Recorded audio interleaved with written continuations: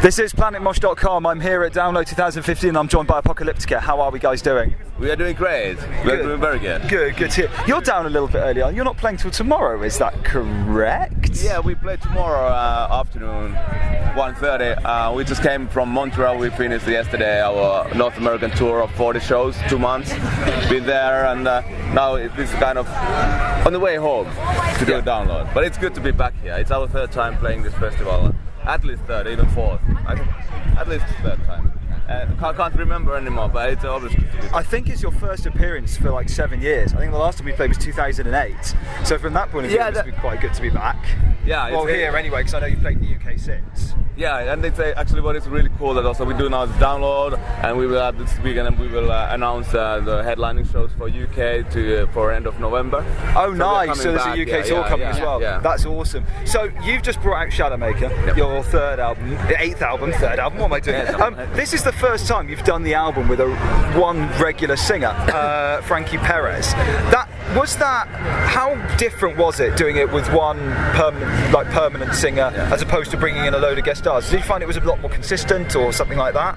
The main reason behind it was that we felt that we have done so many different vocal cooperations already in the past that we this band has all the time wanted to go forward, and now we wanted to gather into ourselves and concentrate into a band's own identity, and basically we realized that the best way we reach that goal by inviting someone kind of belonging into this product. Yeah, we wanted to feel independent, on the tools we use for the record, because since the Reflections we had Dave Lombardo playing drums, on every album there's been so many moving parts and different things, and things were depending on so many things outside of the band, and the biggest difference now was really that having Frankie, on the pre-production, spending time with us in the rehearsal room, we were able to hear all the songs as live versions before we went to studio, and when we started to record drums, we knew exactly what kind of album we are going to do, and because in the previous records we were always, during the studio time, we were still waiting for confirmations of there and there, so it was more like a big mess.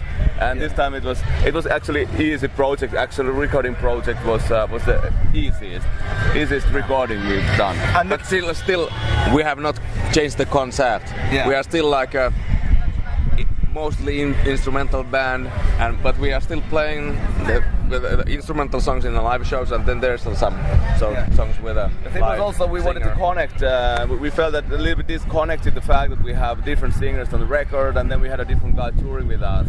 And now we feel with Frankie, the instrumental world of Apocalyptica and the vocal world of Apocalyptica, they are connecting much better. And I know that obviously you are Apocalyptica, but I think you've been asked this a couple of times, but now that you've had Spin with him for a bit more time, is there a possibility that he may well become an actual full-time member of Apocalyptica? Everything is possible. At the moment the deal is that he will make the Shadowmaker tour, which will mean in the next 2 years we'll be on the road with Frankie, and we have, like usually in Apocalyptica, we don't want to make too long-term plans, because we want to focus to make music the way we feel it at the moment. So it's hard to know in 2 years if we want to make a full instrumental album again, or we make another record with Frankie. So it's still completely open thing. And I mean, outside of Frankie, were there any other differences between the recording of Shadowmaker, the writing of Shadowmaker, than there have been for like 7th Symphony or something like that? Of course, a big difference was that now we went to Nashville to record for nearly 2 months, staying in there. We worked with the great producer Nick Raskulines and Greg Fidam and mixed the album, so we got to work with, of course,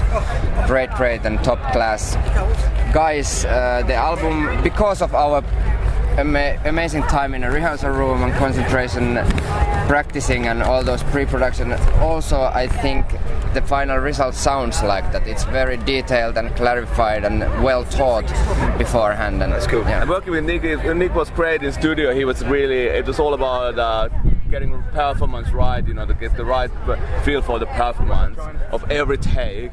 So it was really inspiring session. Yeah, there is one thing I do want to ask you about. A number of years ago, I think it was about 10 years ago now, you played a number of shows with Rammstein. Yeah. And you were able to go on stage with them and play things like Mein Herz brennt, and I think you played on a dish with them as well. Yes. That must have been an awesome experience. Yeah, it was one of the most scariest thing ever when they were prepping us to how to avoid the bombs. The playing, that's easy. But stand here, and then 2 seconds later stand here, because that one's going off, and then that one. And that was great tour what we did together with them. That's good. So you've got the UK tour obviously coming up, and then the end of November, as you said. Yeah. And then is it just touring then, and then back into maybe an album cycle, or is it just a case of you do whatever feels right? The touring will take still 2 more years. You know, so you won't look at it until about 2018 then? Yeah, because or 2017 because we're gonna do 3 months in Europe in the fall, and then next year we need to go back to America. We need to do Latin America, we need to do Asia, we need to do Australia, we need to do more European dates. So the festival summer. Yeah, festival summer. So it's going to be busy times, but of course this time we have tried to get music written also on the road. You know, that it wouldn't be so long break. Here's Frankie, if you want to ask something. Frankie. How you doing? Yeah, not too bad. How are you? Like, who's this guy looming in the corner? I was like, how have you found it recording with Apocalyptica? it's big shoes to fill, man. You know, this is a great band, and it was a little intimidating in the beginning, but luckily they were very welcoming, and I guess I fit right in. From what I'm told, who knows? That's really cool. Right, just to round this off, I would like you to pick a number between 1 and 10. I've got a list of 10 questions, and whichever number you pick, that's the question. 9. Your do's and don'ts of festivals.